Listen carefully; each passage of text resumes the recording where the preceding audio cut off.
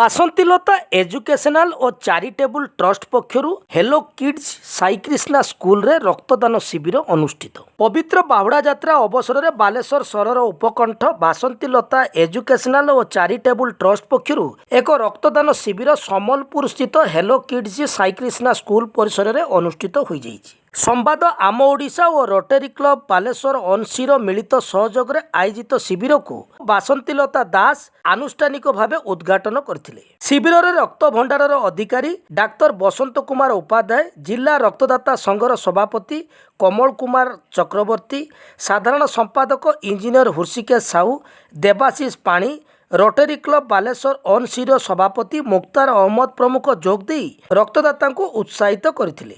ବାଲେଶ୍ୱର ରକ୍ତ ଭଣ୍ଡାରର କର୍ମଚାରୀମାନେ ରକ୍ତ ସଂଗ୍ରହ କରିଥିଲେ। ଟ୍ରଷ୍ଟର ଅଧ୍ୟକ୍ଷ ଇଞ୍ଜିନିୟର ଜିତେନ୍ଦ୍ର କୁମାର ଦାସଙ୍କ ତତ୍ତ୍ୱାବଧାନରେ ଆୟୋଜିତ ଶିବିରରୁ ସର୍ବମୋଟ 59 ୟୁନିଟ୍ ରକ୍ତ ସଂଗୃହୀତ ହୋଇଥିଲା। ଅନ୍ୟମାନଙ୍କ ମଧ୍ୟରେ ଯଶସ୍ୱିନୀ ଦାସ, ନିହାରିକା ପଟ୍ଟନାୟକ, ରଶ୍ମିରେଖା ପାଣିଗ୍ରାହୀ, ମଧୁଛନ୍ଦା ଦାସ, ବିରଜା ବାରିକ, ଅଞ୍ଜଳି ପୁରୀ, ସନ୍ଧ୍ୟାବତୀ ବେହେରା, ସାଧୁଚରଣ ମଲ୍ଲିକ, ଅସିତ କୁମାର ଜେନା, ଛାତ୍ରୀ ସାଇଶ୍ରୀ ଦାସ, ରିୟାନ୍ସ ମହାନ୍ତି, ଲକ୍ଷ୍ମୀଧର ବାରିକଙ୍କ ସହ ସଂଗଠନର ବହୁ କର୍ମକର୍ତ୍ତା ଉପସ୍ଥିତ ରହି ଶିବିର ପରିଚାଳନାରେ ସହଯୋଗ ପ୍ରଦାନ କରିଥିଲେ। ଏଥିରେ ଛାତ୍ରଛାତ୍ରୀଙ୍କ ଅଭିଭାବକମାନେ ଅଧିକ ସଂଖ୍ୟାରେ ରକ୍ତଦାନ କରିଥିଲେ। ପ୍ରତ୍ୟେକ ରକ୍ତଦାତାଙ୍କୁ ପ୍ରମାଣପତ୍ର ଓ ଉପହାର ପ୍ରଦାନ କରାଯାଇଥିଲା। ପ୍ରଥମେ ଟ୍ରଷ୍ଟର ସମସ୍ତ କର୍ମକର୍ତ୍ତା ଏବଂ ଯେଉଁମାନେ ରକ୍ତଦାତା ଆଜି ଜୀବନଦାତା ସାଜି ରକ୍ତଦାନ କରୁଛନ୍ତି ସମସ୍ତଙ୍କୁ ବାଲେଶ୍ୱର ଜିଲ୍ଲା ରକ୍ତଦାତା ସଂଘ ପକ୍ଷରୁ ଅଭିନନ୍ଦନ ଜଣାଉଛି, କୃତଜ୍ଞତା ଜଣାଉଛି। ପବିତ୍ର ବାହୁଡ଼ା ଯାତ୍ରାରେ ଯେତେବେଳେ ମହାପ୍ରଭୁ ମାଉସୀ ମା ଘରୁ ଫେରୁଛନ୍ତି, ଶ୍ରୀମନ୍ଦିର ଆଡ଼କୁ ଫେରୁଛନ୍ତି, ଠିକ୍ ସେଇଭଳି ଏଇଭଳି ଏଜୁକେସନାଲ ଟ୍ରଷ୍ଟ ଏଇଭଳି ଯେଉଁ ମହତ୍ କାର୍ଯ୍ୟକ୍ରମ କରୁଛନ୍ତି। ଆମ ଜିଲ୍ଲାରେ 850ରୁ ଅଧିକ ଥେଲାସେମିଆ ପିଲା ଅଛନ୍ତି। ତାଙ୍କ ଜୀବନ ବଞ୍ଚିବା ପାଇଁ ଯେଉଁ ରକ୍ତର ଆବଶ୍ୟକତା ଆପଣମାନେ ଜାଣିଛନ୍ତି। ବିଜ୍ଞାନ ପ୍ରଯୁକ୍ତି ଯେତେ ଆଗେଇଲେ ମଧ୍ୟ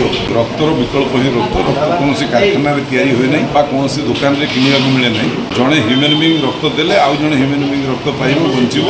ଏଇଭଳି ଯେଉଁ ନିଆରା ପ୍ରୟାସ, এই প্রয়াসକୁ ଆମେ ସାଧୁବାଦ ଜଣାଉଛୁ ଏବଂ ଏଜୁକେସନାଲ ଟ୍ରଷ୍ଟ ଆଜି ଯେଉଁ এই ଉଦ୍ୟମ ଜାରି ରଖିଛନ୍ତି ତାଙ୍କୁ ମଧ୍ୟ ସାଧୁବାଦ ଜଣାଉଛୁ। ବିଶେଷ କରି ଯେଉଁମାନେ ଏଠି ରକ୍ତଦାତା ଆଜି ଜୀବନଦାତା ସାଜିକି ରକ୍ତଦାନ କରୁଛନ୍ତି ତାଙ୍କୁ ପୁଣି ଥରେ ଅଭିନନ୍ଦନ ଜଣାଉଛି।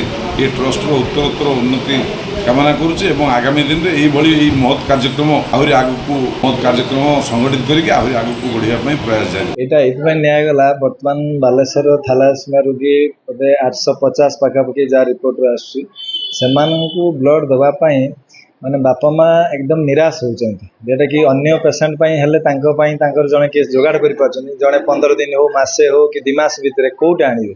ମାନେ ତାଙ୍କରି ପାଇଁ ଆମେ ଏଇଟା ଉତ୍ସର୍ଗିତ କରିକି ଆମେ ଗୋଟେ ହେଲୋ କିଡ୍ସ ସ୍କୁଲ ପରିସରରେ ବାସନ୍ତୀଲତା ଏଜୁକେସନ ଚାରିଟେବୁଲ ଟ୍ରଷ୍ଟ ତରଫରୁ ଏ ଉଦ୍ୟମ କରାଯାଇଛି। ଏଇଟା ଦ୍ୱିତୀୟ ବର୍ଷରେ ସାର୍ ହେଇଛି। ଏଇଟା ମୁଁ ମାନେ ମୋର ମାନେ ଇଚ୍ଛା ଶକ୍ତି ଅଛି, ଏଇଟା ମୁଁ କଣ୍ଟିନ୍ୟୁ କରି ଚାଲିବି।